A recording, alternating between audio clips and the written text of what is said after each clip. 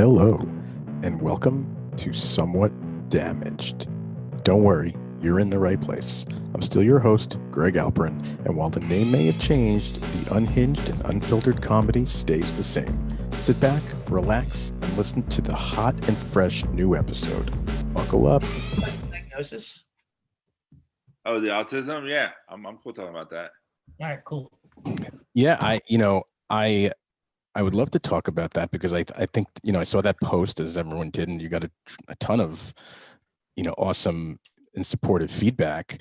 I'm really curious as to how you decided to kind of come out with that, on Instagram and social and stuff and kind of address it there.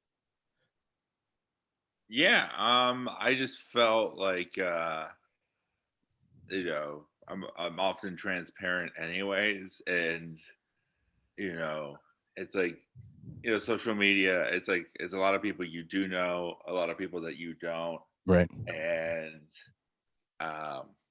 it kind of was like it's a great way to explain a lot of behaviors. Sure. And like, hey, again, in some ways, like an autism diagnosis post is an apology without being an apology. Right. Yeah. I Because totally get it. helped me like really understand some mistakes I've made.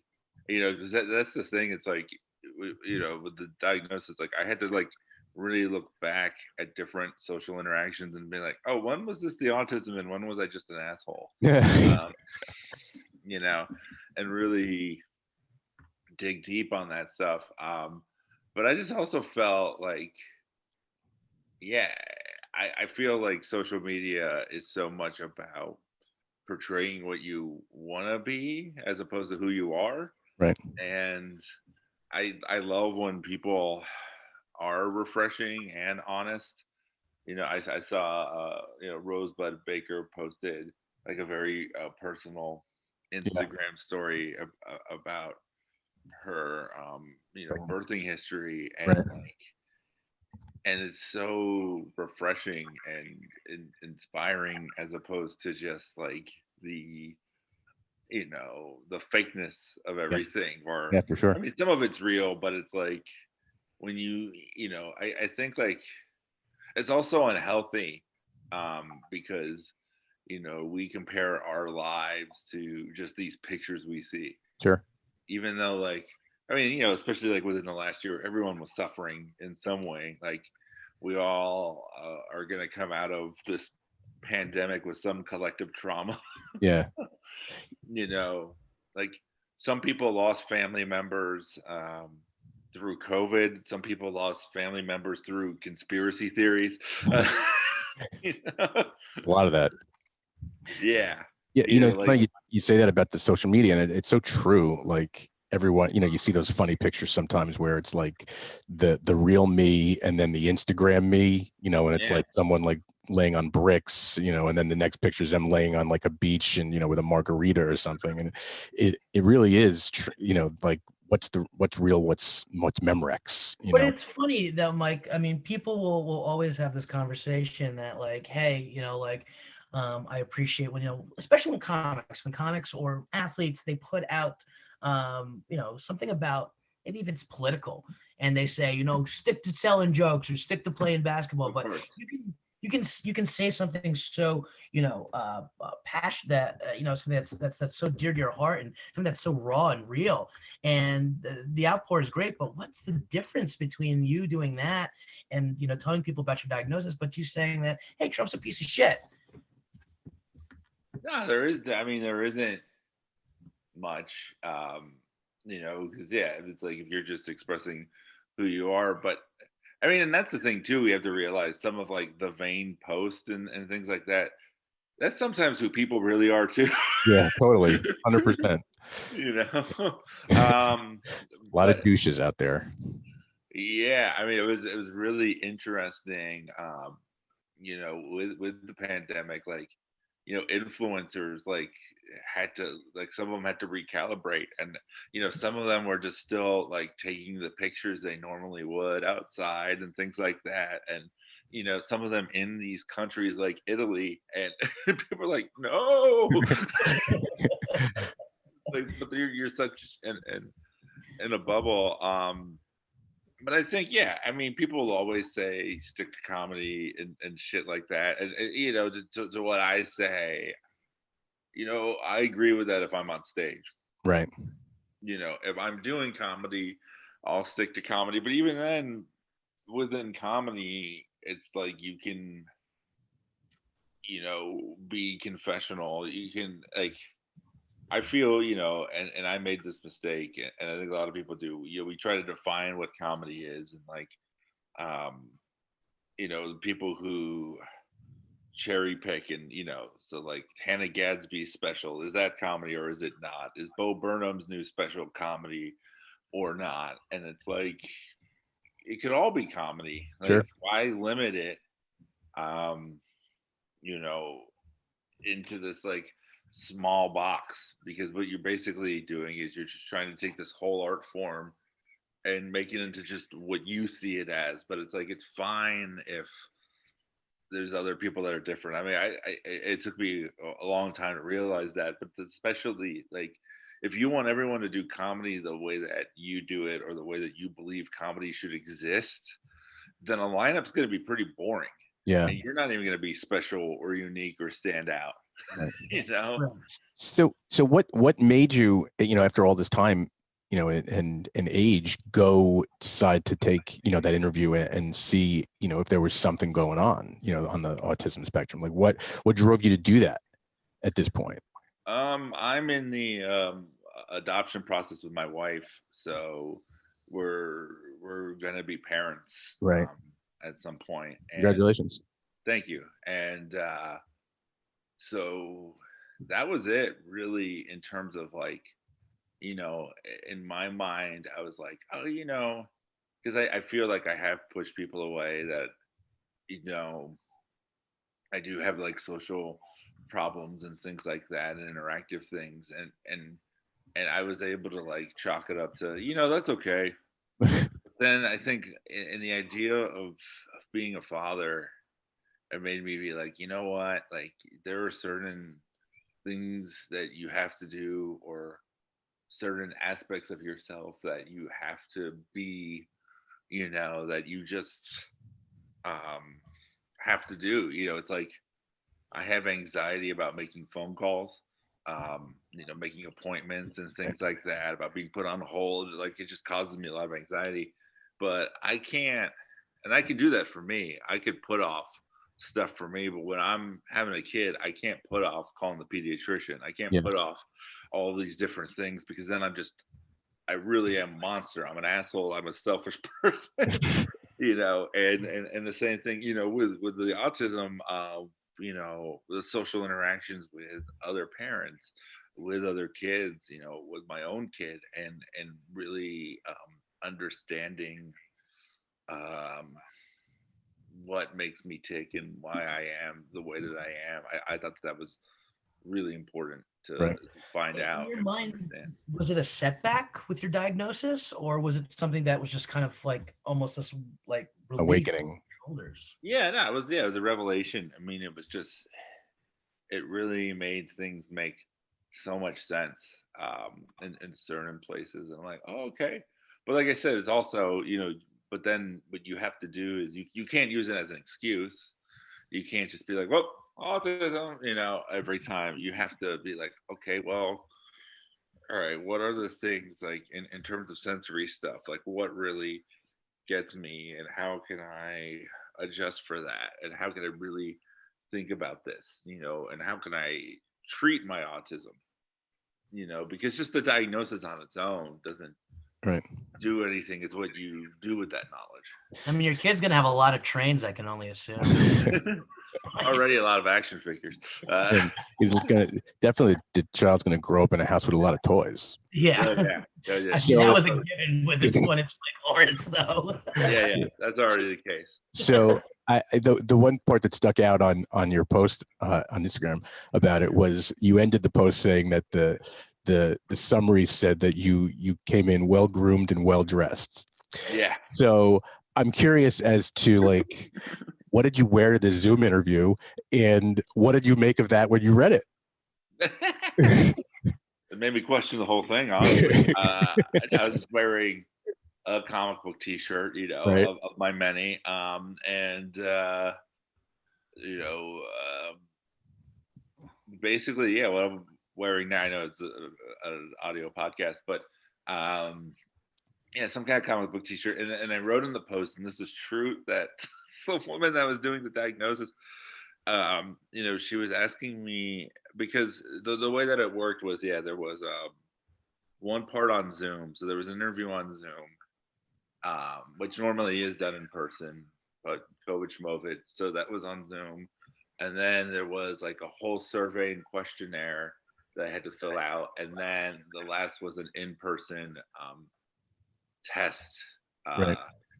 to see like cognitive skills and things like that. And also I had to talk to my parents. That was one of the things they asked me to do, and that was tough, because it's hard to talk about things like that without your parents getting defensive, I Sure. feel. Yeah. And so it was interesting because my mom was like, I tried the best I could. I didn't know you couldn't smoke when you were pregnant at the time. It's all this. I was like, yeah, it's fine. I'm like, I'm okay. Let's talk about this. And it was interesting. And I talked to my dad, and my dad was like, oh yeah, I probably have that too. Yeah. How much, like, have you thought about how it might have impacted your writing through the years, and how you've gone about your sets and performing and stuff? Oh yeah, yeah, for sure. I think there's like strengths and weaknesses. I think to talk about the strengths is that I don't failure doesn't bother me as much. The fear of public speaking and things like that. But then I had to think about that too, with like roasting and roast battling, and Yeah. in that world that such a big part of my life. And for better or worse, my main identity as a comic, Yeah. that's what I'm mainly known as to a lot of people.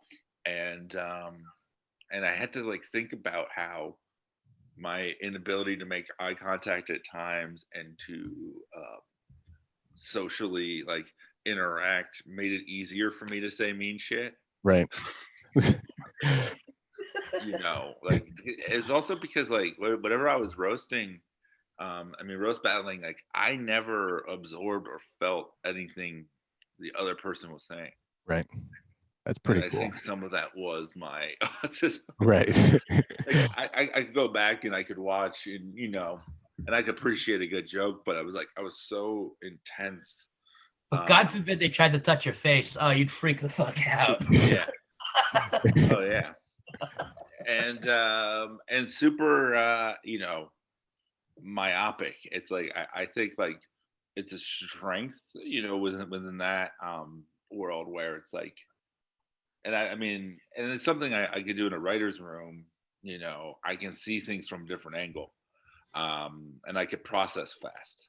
Like, and so it's like when I'm interviewing for writing jobs, that's how I pitch myself. It's like I will give you a bunch of jokes quickly, and because it's like it's hard for me to decide which ones are good and which ones are bad. Right. But I can just push out a bunch of volume. Right. What so of obviously you've written on some incredible stuff. I mean, Schumer, Crashing.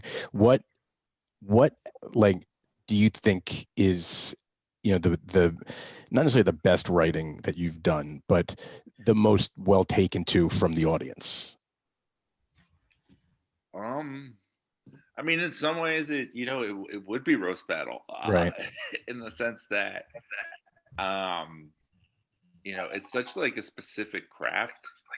And it's the one that like I get credit for. Sure. When you write on a show, you're a part of a group, Yep. of a team, and people will tell you this all the time.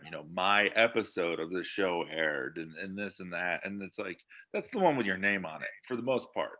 Yeah. Because especially in narrative writing, it's a collaborative process. Right. You But I know? mean, you've been nominated for awards, right? Mhm. And won for right? Didn't you win an award or WGA award, or was it Yeah, not? for Triumph. Yeah. Right. So I mean, that's got to sort of stand out. Oh no, it's great, and it's but it's like but that and that like I said, that's where like I think the autism helps. Like the way that job worked was, Smigel would go to these different places, and basically ask for a prompt. Okay, I'm going to the RNC. Give me a bunch of questions to ask. Yeah. Okay, I'm meeting with Mike Huckabee. What should I say? And then you just send stuff. Right. Well, There's got to be I mean, listen, one of my favorite times that I kind of saw you in action was Crashing, when you were shooting at the club. And I've had this conversation with Artie on podcast before. Was that fateful day at stand up New York when he came in all fucking bugged out of his head and was cut from the show? Yeah. How fast did you guys like write at that moment? Because I remember Judd came in the room, came through, and then you, and then I remember Greg was running around, and then you guys walked across the street with Pete and Amy. I mean, do you thrive in those situations when you have to do a complete rewrite like that? Yeah, I mean, you're just trying to make the best thing possible, and you have to. If I remember that specific situation, I don't think that I think he was like shooting like one brief scene at the end of the day or Okay. something. So it wasn't, the bigger issue I think was that the next day his character was in the stuff a lot more.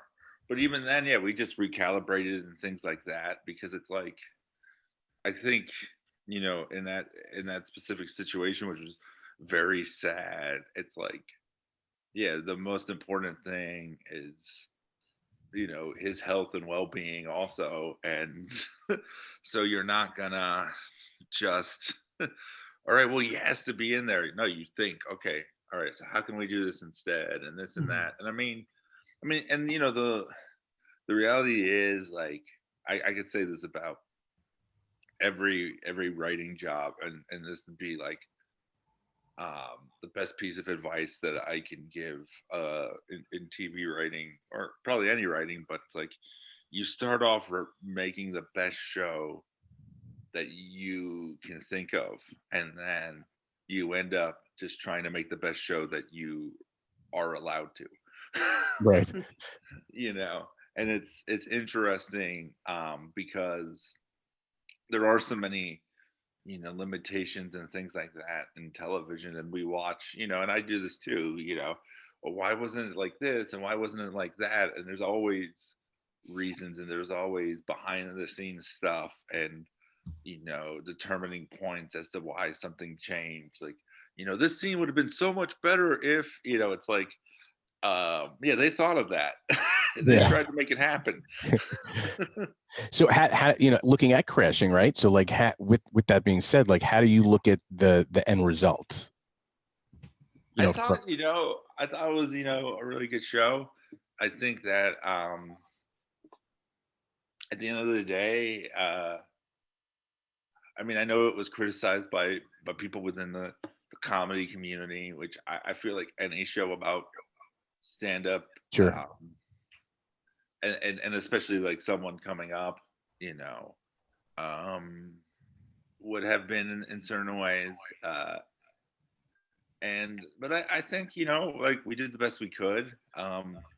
It was a fun summer. I mean, ultimately, I think like it really should be said that when you write on a show, you look back on it based on your experiences there and less about like the show itself, Right. and it's funny because like some of the worst stuff that I've made were some of the most fun experiences. Yeah. It's always Some that of way. the best stuff I've worked on wasn't the best experiences. Yeah. And yeah, what were you gonna say? No, I was going to say, I think, whenever It's people who are involved in any particular field or sport or whatever are watching something about their particular sport or field. It's going to be very hard to sell them that that's the greatest depiction of their trade, right? Because they're going to look at it from the eyes of, oh, that wouldn't happen that way, or that was kind of bullshit. That would never happen in a club. So to me, I love that show. I thought the show was great. I thought it was incredibly well written. It was always fun to watch. And as a stand-up comedy fan, like, I'm super disappointed it didn't come back anymore. Yeah, and as someone who was, paying their rent and getting health insurance, no, no, and I mean, like I said, it was because I moved to LA in 2017, and then I got that job in 2018. And had to be in New York for the summer. And yeah, that was such a fun summer. I was on set with Greg Fitzsimmons and Vanessa Ramos and Solomon Giorgio and Ian Edwards were in the writer's room. This great assistant who was really funny, who co-wrote the Jewish episode, Yoni Weinberg. Judah Miller was the head writer, who was like one of the best bosses I had. We were doing, like 12-hour days. And it's like, that's a long time, but yeah. I really loved the people that I worked with. It was such a fun time. And, you would just get assignments like, okay,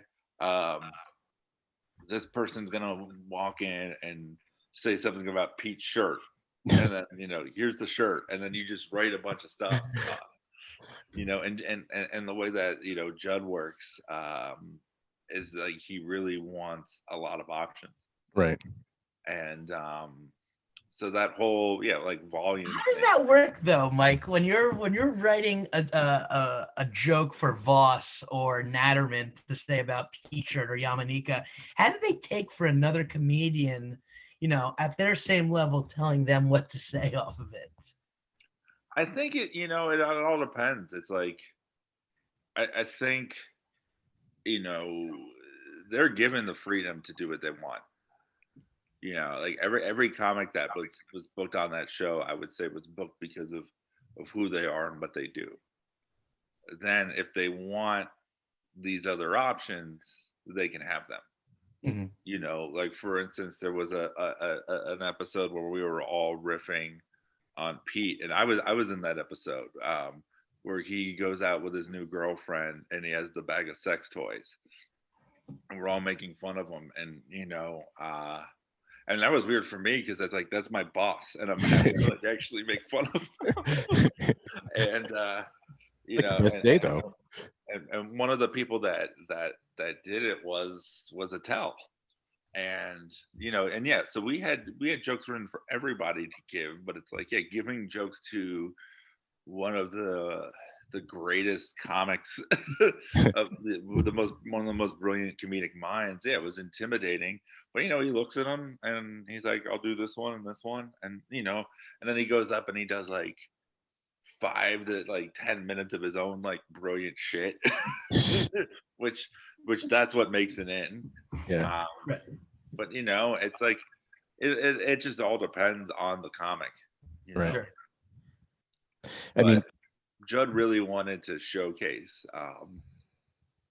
the comedy scene, and I feel like it did to an extent. Yeah. I really do. And I hate to kind of keep on harping on, but I was proud watching Crashing and what you guys were doing over there.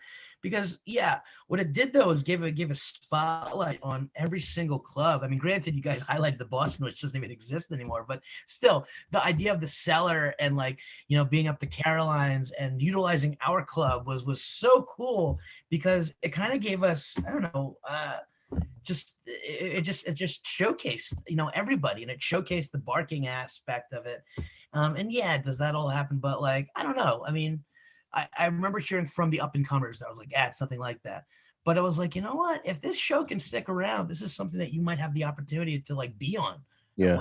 You know what I mean? So I don't know. Sometimes I feel like there's this crab mentality that we deal with in our business, and but it's great to hear that you guys are having a good time, kind of roasting each other and having 12-hour shifts and being able to that was a fun fucking summer. Yeah, for sure. And it was all about respecting the comics that were there and appreciating the comics. And like I said, they weren't hired as actors. They were hired It's comedian. as comedians, to be themselves, and they're still acting. Sure. Especially if it's like a scene that requires a certain action, but at the same time, it was always like improv was like highly suggested, and you know, Pete did a really great job of like being kind of like this cheerleader. It was awesome. Like because one of the things that you'd have to do is like shoot performance scenes. You're shooting stand-up scenes, um, and that's not easy with like a bunch of extras. Um, sometimes at like 2 in the afternoon, Yeah. or at the end of a shoot at like 10, and they've been there a while, and but he was always like, I want you guys just to have the best time. And he was very like respectful and classy, because yeah, we did shows all over the place, anywhere that you saw a show on the in an episode, like we did that. Yeah. Like there was the one that I co-wrote, where they go on the road gig. Like we went to Levity Live, Yeah. Yeah. and we were doing like, yeah, those were like morning shows. Yeah.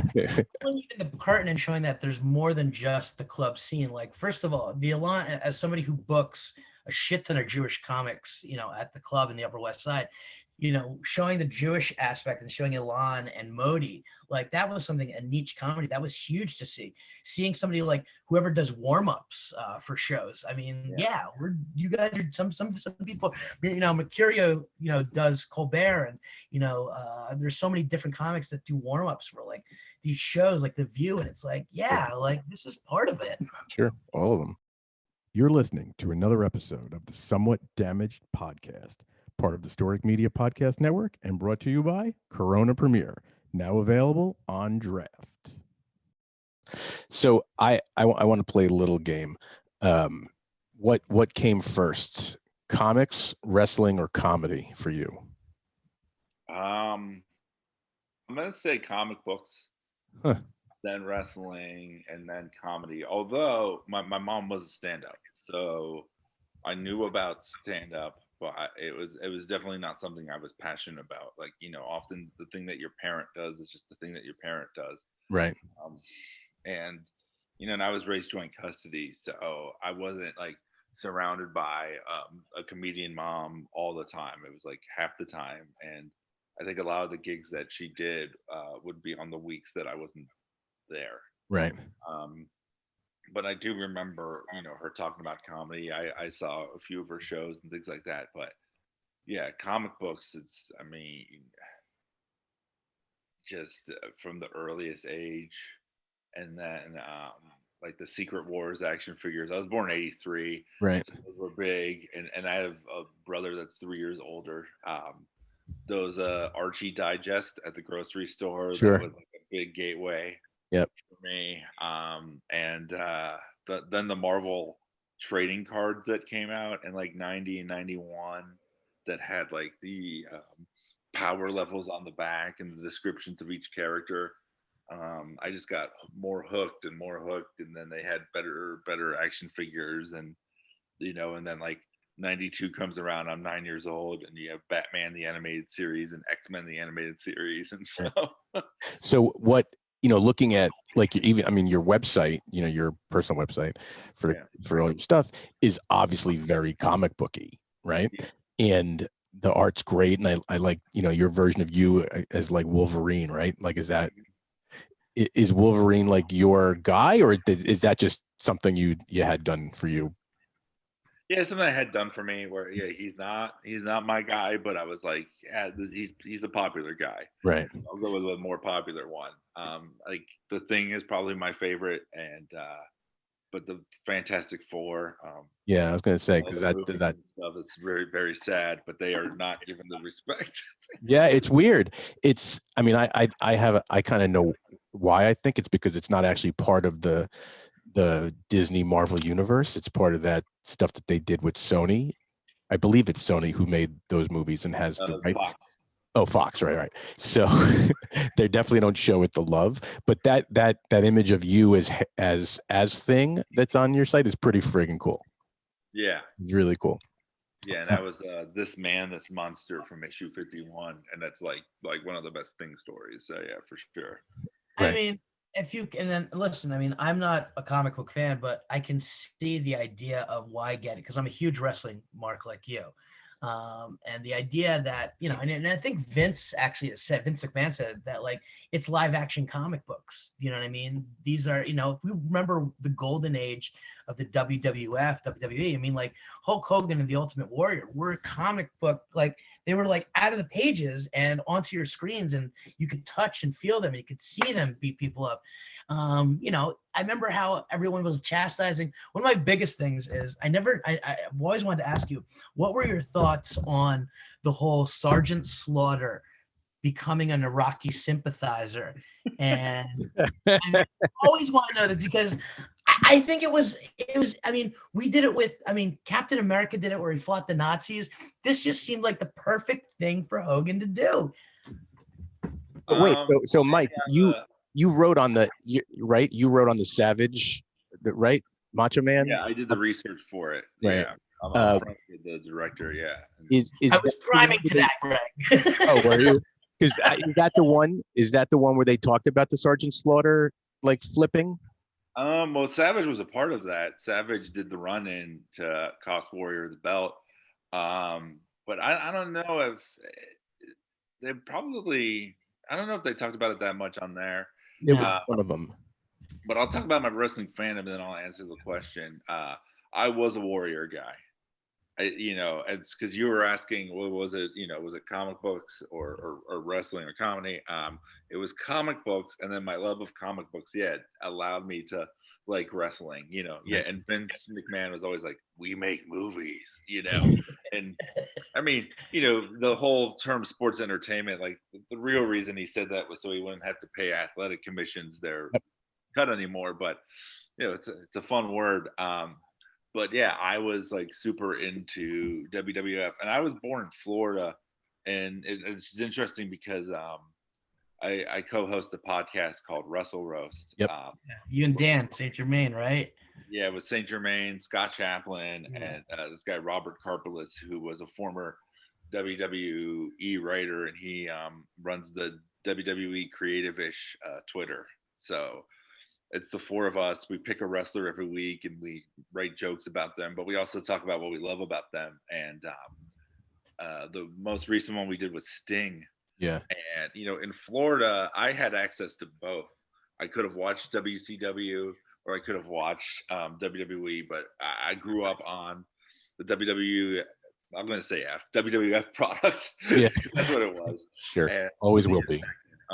And I loved it. And then I saw Sting, and that was like bargain basement Warrior to me. I remember going to a KB and the WCW figures were on clearance, and I was such like a WWF guy.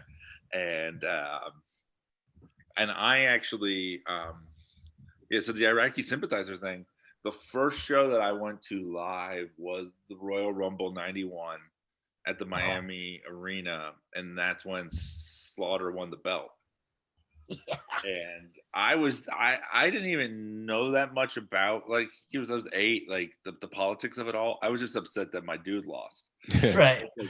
Just furious that my boy and I didn't like Hogan even back then. So like Hogan won that Rumble and Warrior lost. So I was just really disappointed that night. And it was like because that was January and I was born on January 14th. So that was my birthday present.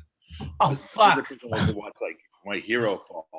But the sympathizers. Did you wear the Warrior paint? Did you carry a sign when you went to the show? No, I didn't. I always think back and harken back to like somebody like Sam Roberts who like dressed up as Gold Dust. Awesome. But yeah, because I remember, you know, the Iraq War if you were like 8 years old for the most part, you remember the Iraq War as that thing that was preempting whatever you wanted to watch. You know, Yeah. you didn't understand the conflict and everything. You were just like, oh, this is why The Simpsons isn't on. What Yeah. the hell's going on here? I know that was like the first big like TV cable Yeah, news war, sure, definitely. and yeah, a lot of stuff got postponed. So that's I remember it as, and yeah, seeing Sergeant Slaughter as this guy who hated America, it just like, I mean, now it's fun to watch. Like back then, I was just like, what is this? Like, and I didn't really know much about. I mainly knew him as a GI Joe guy at the time. Right. I didn't know about his like earlier runs in the company. But now when you watch it, it's just you're just watching a guy be really uncomfortable. Like he clearly doesn't want to be doing this. Totally. And it's funny too, like the retroactive history, like how they say that the angle was so controversial that they had to move buildings for Yeah, WrestleMania WrestleMania 7 had to be The reality moved. was they just didn't sell tickets. I always wonder with Warrior that, I mean, he didn't wrestle, he wasn't around for that long, all cumulatively it was only No. like 6 years or something, that how I mean, and he's huge to this day. He's top 5 of WWE's like merchandise is still For a while, he wasn't. but he has been for a long time. Yeah. And it's just wild because he didn't have that long of a run compared to all these other guys that from the same era are still rumbling around, from Flair, Hogan, Taker. Like there's just tons of them, and it just kind of blows my mind that he had that much of an impact in a very short amount of time. I think it was just like there was something about him that stuck out, like yeah, a lot of guys yelled, but they made sense and he didn't. Sure. It was cool. Right. And the fact that like it's a big thing now with wrestling where there's so many like affiliations. Like I love this promotion AEW, but there's all these factions and everyone comes out in different groups. And even in the 90s, you had the Nation of Domination with The Rock and the DX of Triple H. And the fact that like Warrior was such a loner Right. all the time, like yeah, he teamed with Savage once or whatever, but he was in the Survivor Series, but everybody was in teams then. But he always felt like his own individual thing, which then you find out like that was really the case in a lot of ways backstage too. But it is interesting that like the WWE, like the way that they like try to program the fans' minds, like they want you to look at wrestlers who just did it for the money as selfish. Like, hey, why else would you do that schedule? Like, why else did you, put your body through that? The line taking their ball and going home with it, like that. Like, I mean, like you look at like Austin. I remember when Austin walked out of the company for that first time. Vince was like, Austin took his ball and he went home. Do you know what I mean? But yeah, like he wasn't happy with the creative that you were gonna do on it. I mean, which brings me to this next thing. I mean, as a big, wrestling fan and a comic book fan, is there any desire to get into the writing world because of the WWE or into the Marvel or DC universe? Definitely more the Marvel DC universe. I don't have the biggest desire to write for the WWE. It's non-union, so that sucks. Just Totally. the plain faced I'd have to think about how I'm gonna get my health care, and I'm gonna need it more. Right. No, I also I know people that have worked there that they stop being fans, and it's like, Yeah. I don't know. I feel like, I mean, I could just watch Raw and imagine how stressful that must be to work Yeah. on. And I know guys that have written on it too, and you may as well be a wrestler for the you're gone the same 300 days a year that the guys who are wrestling are gone, and it is a much more intense job as far as time goes. You're writing morning, noon, and night until post show, and then you're back on it again, and it's just a hell of a grind. Yeah. I just yeah wouldn't want to do that for my family, for Yeah. myself, and Yeah. it's also I said the whole like you try to make the best show you possibly can, and then you make the best show you're allowed to. I feel like wrestling, you just start with make the best show you're allowed to from the beginning, Right. Yeah. and What, I mean, especially well, within WWE. So yeah, I just wouldn't be that inclined to do it with comic books. Yeah, I mean, I've interviewed for things like I've had to like allow myself to not have FOMO and still enjoy stuff. You uh-oh, know, it disappeared. Yeah, no, I mean that's it. The whole, the whole thing is all of that stuff is pretty intense. Especially writing on any of those things. How do you think it would compare to like the comedy writing that you've done on sitcoms and roasts and all of that stuff? I don't think it would be that different. Like I worked on Upload, Right. and that was world building sci-fi comedy with a lot of emotion, and I felt that that was like in many ways a comic book show. It was very serialized. um there were mysteries and things like that, so I don't think it would be that different. I mean, but yeah, it's like I can't watch something like Modoc and not be like, oh, I'd love to be in that room. That show Yeah. was amazing. Right. What do you think about all the TV that Marvel's putting out on Disney Plus with just every like just so much content? I think it's yeah. I mean, I think it's a real game changer where for years I think like superhero TV had this limited ceiling, and a lot of that was budget related and the way that things look. And then when you do shows with the stars, Right. and I think one of the benefits they have, and I think it's smart, is the limited episode runs. Sure. That you go, "Oh, okay, we may not, Mackie and Sebastian Stan may not want to do 23 episodes. Yeah. And it's also maybe this story doesn't need 23 episodes. Let's give them 6.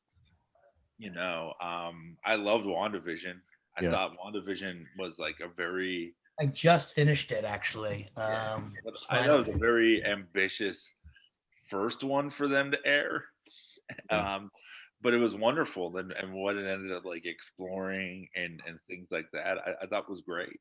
Yeah, it was wild. It was like wild concept. I was actually when they were filming it long before it came out. I was lucky enough to spend some time on the set in Atlanta, outside, where they in Pineville where they Yeah, shoot, yeah. and just walking those sets and the way they were constructing and explaining how they were going about that series, it it it was kind of mind blowing. Like this is pretty friggin' wild for Marvel, to come out of the box with this first. Yeah. And then obviously they were right. Like the success is incredible. Yeah, and I read some of I that was because of COVID, that it was just easier to wrap up Right. than Falcon and Winter Soldier, which I think Yeah. have more, sets and locations. Sure. But I thought, yeah, it's like you watch those shows and you're like, oh, they have movie stars, but it's like, well, these are really great actors, Yeah. first and foremost, you know. right. And then, like Catherine Hahn's my favorite actress, and then you put her in a Marvel show and she's camping it up and having fun. It's like awesome. I love it. Yeah. There was the throwback to the '90s sitcom was one of my favorite parts of that of WandaVision. It kind of got me that feel of step by step, but like how they intertwined it was just so fantastic. How about Loki? I just finished the first episode and I I haven't thought it was seen it very yet. I thought it was very good. I'm looking forward to it, but it's like, Tom Hiddleston is it Tom Hiddleston? Hiddleston, yeah, yeah. Yeah, he's doing pretty much television. Like, don't they say that that's like a step down from going from being a movie star and doing, to doing TV Not streaming on? anymore. Not anymore. I don't think so anymore. No, I think it's all, I mean, it's a cynical word. It feels like, but the word content, like everything is just content. You're always making content. Yeah. It's all just content.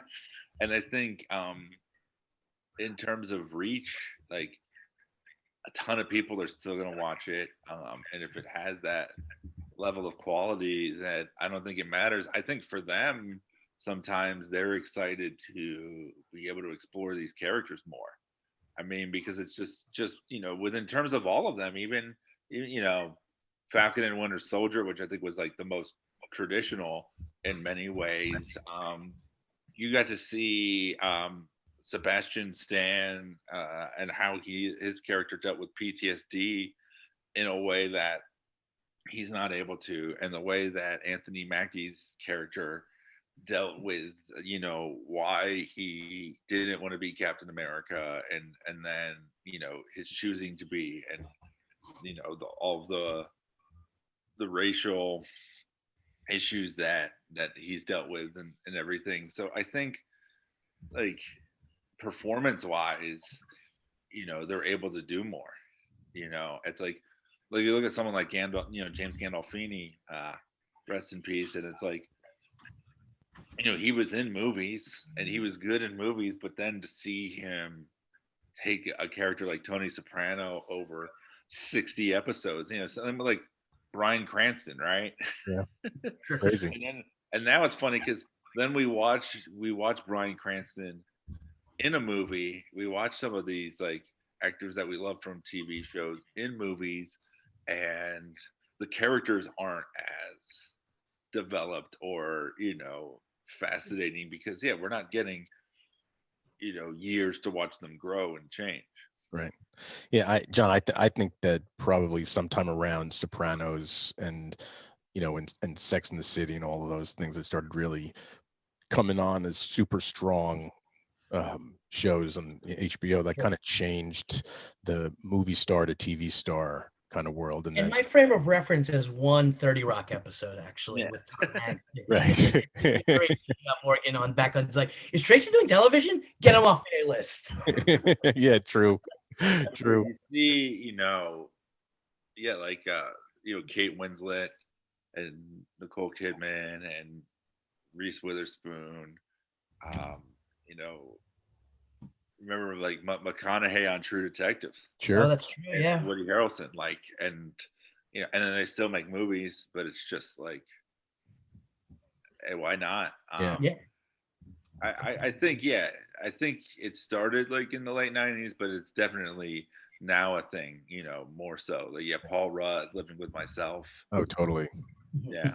So I got one question for you, actually, and this is my final, not the final question, Greg, but and this is kind of on a personal note. Mike, I reached out a couple months ago for you to start, if you wanted to do shows out in Los Angeles, because we started renting rooms over there, and you said you weren't doing comedy.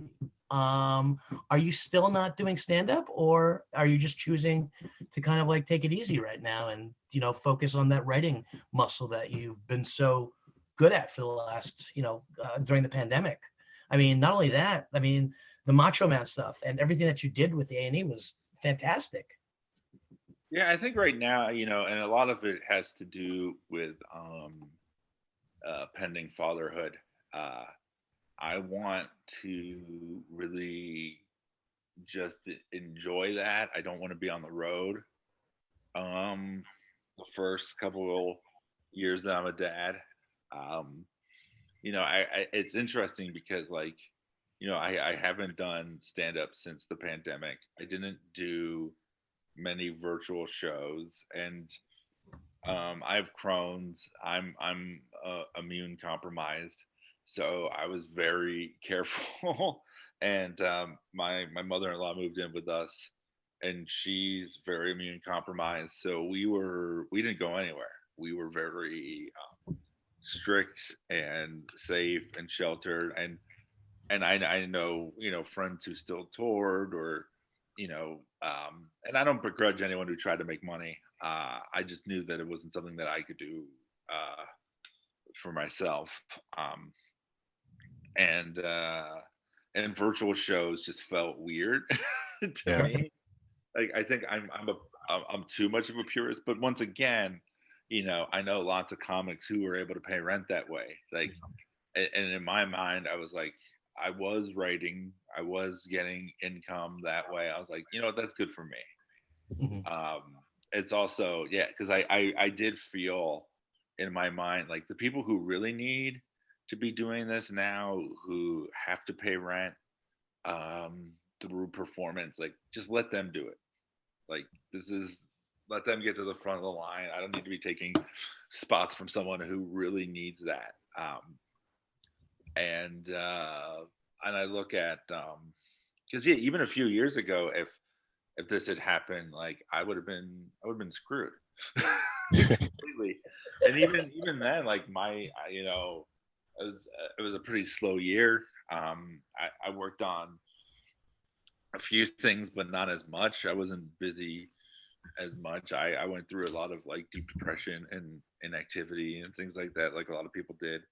Um, but then, yeah, once I decided, with my wife, like let's be parents, and let's be in this process. We basically, I was like, you know what? I think I'm gonna just stop stand up for a little bit. It's like, yeah, I live in LA and I don't drive. And and Uber and Lyft right now is insane. Yeah.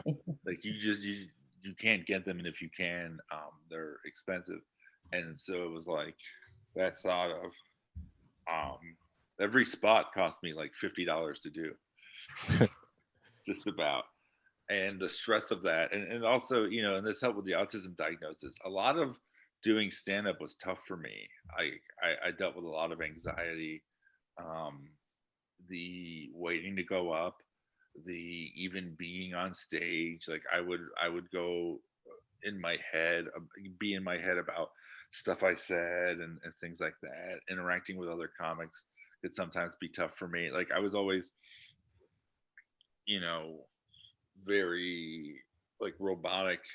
When I go to a show that I'm performing on, I need to know where I'm on in the lineup, and like I need to see the booker. I need to let the booker know that I'm there for their sake too, and everything. And and it's interesting because that's not always the most social thing to do.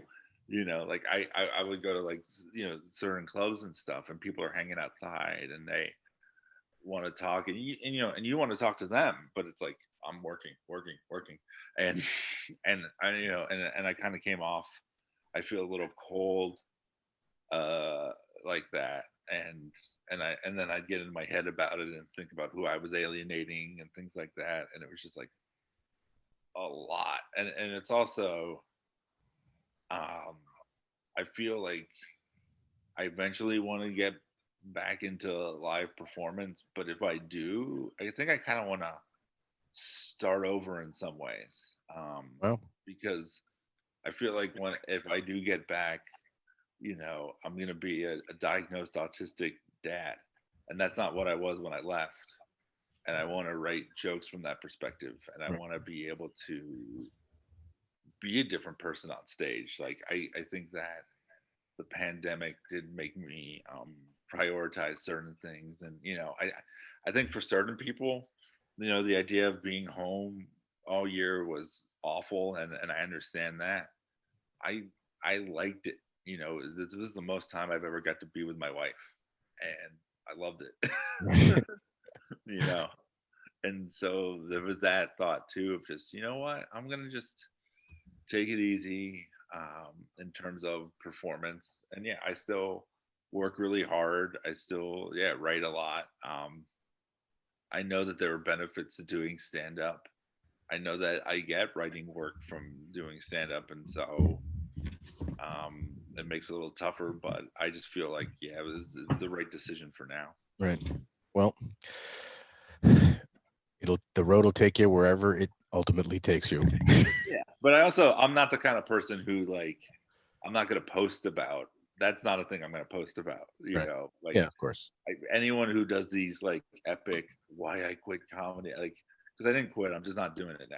You Right. could go on like a Motley Crue style retirement tour, like 10 times in a row.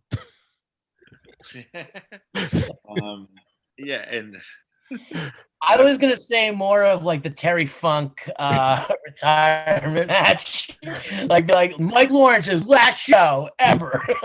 Or the eagle. I feel like I'd be like the new Jack of stand-up, just doing Oh God. the same shit but with diminishing audiences. And get away. That's a reality show. There's a non-scripted show right there. But yeah, I think it's funny because I remember, John, you were asking me, and I would get anxiety, and then I finally was like, because I would get asked every once in a while, and I'd be like, oh, I can't do this day, I can't do that day, and I'm like, but then they're just gonna come back. You gotta just Yeah, I would have kept asking if you were like, I'm taking a break. No problem. No problem. Exactly. Oh yeah, it's always, and I think that, like, within the industry, people like get it. Like my manager, who I had for a few years, called me like at the beginning of last year and was like, he's like, I just don't think I want to do this anymore, and I want to pursue something else. I'm like, that's great. I was like, go for it, man. I'll figure it out. A bit of you saying that, like, and yeah, you gotta do it. Yeah, you gotta do what's right for you. And it's also, I ultimately know there's a lot of other people that that you can ask are readily available and great comics. I mean, I think that comedy has gotten better. Like, I think that there are a lot of like amazing comics out there, and and I've also realized about stand-up the amount of work that is put into it. It feels like even more now than it ever has been, in terms of social media, in terms of fan engagement and things like that. Like, totally. The friends of mine that I came up with who decided to do more the traditional stand-up route as opposed to the writing route or the acting route, it's like their lives, and they are amazing at it. And like I look at guys like Mark Normand and Sam Morril, and it's like the amount of material those dudes generate is like amazing. Yeah, it's sick. To the point where if you go on stage on a show with them and you're doing stuff from 2 years ago, like, you feel like a fraud. Sure. That was the thing that I was dealing with too, is that like it's tough because you want to keep generating material, you want to write new stuff, but then you also feel like you have to do the best that you can. And so, like, I think it's interesting with stand up. I think I started developing bad habits by because I was doing bad clubs. Like, I would do, the worst places in New York, where people were being lied to, those Barker, Times Square places, Sure. if you know, and it's all about just like having the best set that you can to keep people from wanting to kill you, because you're the face of lies to them. You're their Loki, Right. in a lot of ways. I remember I was in one of those clubs once, and we were in the elevator, and a guy, there was these 3 British guys, and they go, "Is Sarah Silverman and Jim Carrey on the lineup tonight?" No, but I am. That's amazing. And they're like, "Oh," but cheerio. But it was very much like this thing of, but the people that stayed, I was like, I gotta do my best, and I would just do the same A over and over again. And I also felt that way on the road. It's like, because when you're in the city or you're doing, I would tell any comic, do alternative shows, do club shows, do it all. Yeah. And make sure, it's like, if you're doing shows that don't charge or you're not getting paid for it, like, do as much new as you want, experiment, bomb, fail. Like, that is what they're paying you in, is that, stage time. But then if you go on the road and you're getting money for a weekend, you're kind of obligated to deliver. Yeah. Like, sure. It's like I got into stand up to make people laugh, but then I realized, like, I only stay if I'm able to convince people that it was okay they spent $12 on Heineken. Yeah. You know, You know, and, and there's a lot of pressure to that. It's funny you say that about Mark and Sam and just the amount of material they write. I had Mark on a few months ago, and I just asked him a question about, like, how where's your pad? Like, you obviously go everywhere with your pad, and, like, obviously lots of comedians, and he pulls out of his back pocket like the George Costanza wallet, right? That Yeah. and he like pulls it up and shows it, and it was literally jokes falling out of this like wallet pad. I'm like, that's unbelievable. And it's just obviously why they're so prolific. It's just tons and tons of material, and it's pretty awesome. Like, otherwise, how else are you going to work out great stuff if you're not constantly like keeping little notes on pads and things? Yeah, and it's like, it was harder for me to do that on stage than it is in a room.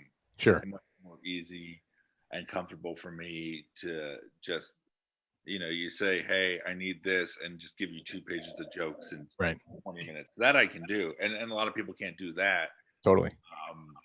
But that other aspect of it. And look, there's some people who can do it all. Yeah. Yeah. John can do it all. So John, let's end as we always do. Hit Mike with your question. All right, Mike. Best thing you ate this week? Today's a Friday. Best thing you've had to eat, and it could be something that you cooked. Maybe you got some takeout or anything like that. Literally anything you put in your mouth. Yeah, well, I went to this steak place with my wife to celebrate this new job that she has, and the steak was amazing. It looked great. I mean, what is that? That was Fleming's. Fleming's, yeah. Did you know that the F and PF Chang's is actually Fleming's because he actually co-owned PF Chang's? What's the P stand for? I don't know. I was going to make a racist joke, but I'm not going to. Wait, so I want to know, how do you eat your steak? What temperature? I do medium, and it